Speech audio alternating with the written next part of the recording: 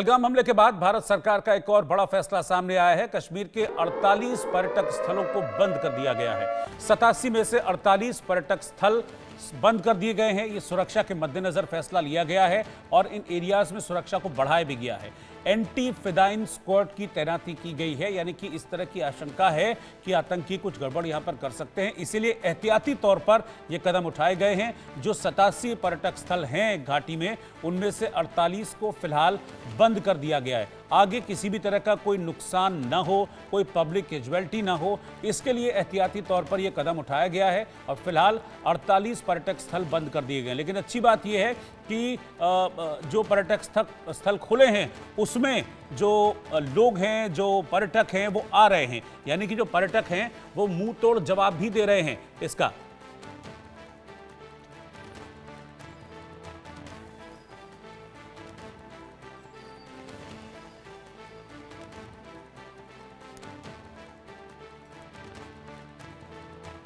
तो एहतियाती तौर पर यह कदम उठाया गया है और 48 पर्यटक स्थलों को फिलहाल सुरक्षा के मद्देनजर बंद कर दिया गया। 22 अप्रैल को अटैक हुआ था पहलगाम में और उस हमले के बाद क्योंकि पर्यटकों को निशाना बनाया गया था, देश भर से पर्यटक पहलगाम में पहुंचे हुए थे और जो आतंकियों का निशाना वो पर्यटक थे, उनसे धर्म पूछ कर उन्हें मौत के घाट उतारा गया था। इसीलिए एहतियाती तौर पर यह कदम उठाया गया, जिसमें 87 कुल जो पर्यटक स्थल हैं उनमें से 48 को फिलहाल सुरक्षा के मद्देनजर बंद रखा गया है।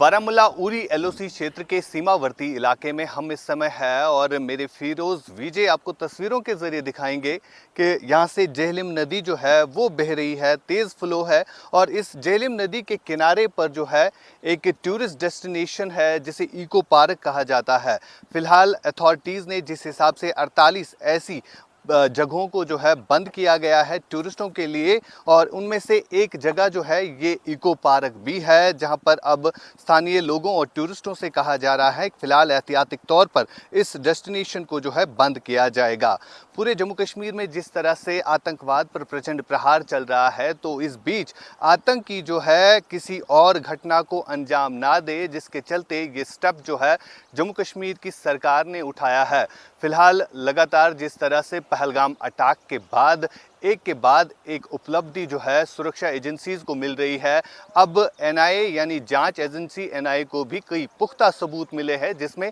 साफ तौर पर यह दर्शाया जा सकता है कि कौन कौन सा आतंकी पहलगाम के बैसरन में हुए आतंकी हमले में मुलव्वस है। फिरोज आपको तस्वीरों के जरिए दिखाएगा कि ये सीमावर्ती इलाके उरी के एलओसी की तस्वीरें हैं, जहां पर हम इस समय है ग्राउंड जीरो पर और तस्वीरों के जरिए जो आप पहाड़ देख रहे हैं बिल्कुल पीओके से लगने वाले ये पहाड़ है, जहां से बीते 2 दिनों से लगातार इन्हीं सीमावर्ती इलाकों से युद्ध विराम का उल्लंघन जो है लगातार पाकिस्तानी सेना की तरफ से किया जा रहा है और उसका मुंह तोड़ जवाब जो है भारतीय सेना दे रही है। फिलहाल इसी जेहलिम के किनारे पर ये इको पार्क जो आप देख रहे हैं, जो फिलहाल टूरिस्टों के लिए बंद की गई है, क्योंकि अथॉरिटीज़ ने ऐसी 48 जगहों को जो है यहाँ पर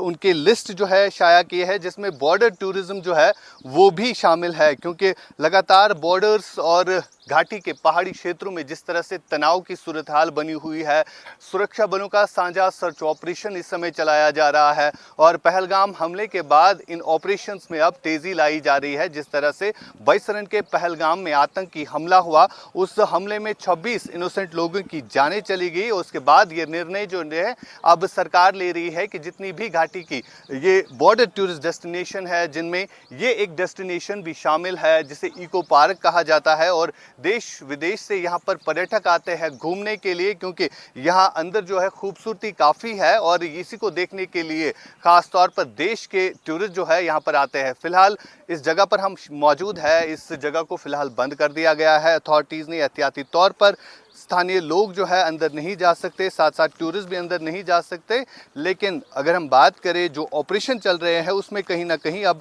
तेज़ी लाई जा रही है, ताकि जो आतंकी इस घटना में मुलव्वस थे, जिन आतंकियों ने बैसरन में सिविलियंस को टारगेट बनाया, जिसमें ज़्यादातर नॉन लोकल टूरिस्ट थे, उनकी मौत के बाद अब मामला जो है काफ़ी गरमाया गया है। पाकिस्तान की तरफ से लगातार युद्ध विराम का उल्लंघन किया जा रहा है, जिसका मुंह तोड़ जवाब भारतीय सेना दे रही है और इस समय जिस जगह पर हम मौजूद है ये भी एलओसी का एक क्षेत्र है जिसे उरी कहा जाता है और यहाँ से भी बीते 2 दिनों से लगातार फायरिंग हो रही है और सीमावर्ती इलाकों के लोग जो है कहीं ना कहीं अब डर महसूस कर रहे हैं, खौफ महसूस कर रहे हैं। इन लोगों का ये भी मानना है कि जब भी पाकिस्तान की तरफ से फायरिंग की गई तो वहाँ पर ज़्यादातर सिविलियन पॉपुलेशन को ही टारगेट बनाया गया। फिलहाल लगातार ऑपरेशंस चलाए जा रहे हैं और पहलगाम से एक बड़ी खबर ये भी निकल के सामने आ रही है कि कई सारे घोड़े वाले और कई सारे एटीवी राइडर्स जो वहां पर टूरिस्टों को इन पहाड़ी इलाकों में ले जाते हैं, उनमें से कई सारों से अभी पूछताछ की जा रही है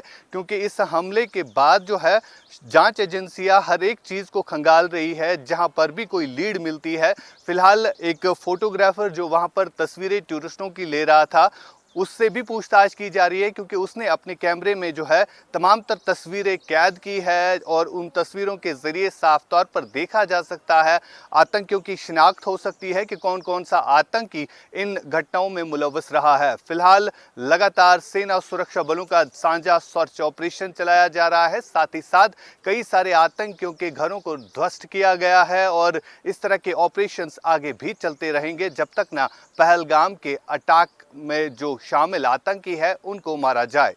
इंडिया न्यूज के लिए फिरोज वानी के साथ उरी से आशिक मीर, बारामूला उरी। तो आतंकियों ने पहलगाम तो किया लेकिन हिंदुस्तान के जो लोग हैं उसके जज्बे को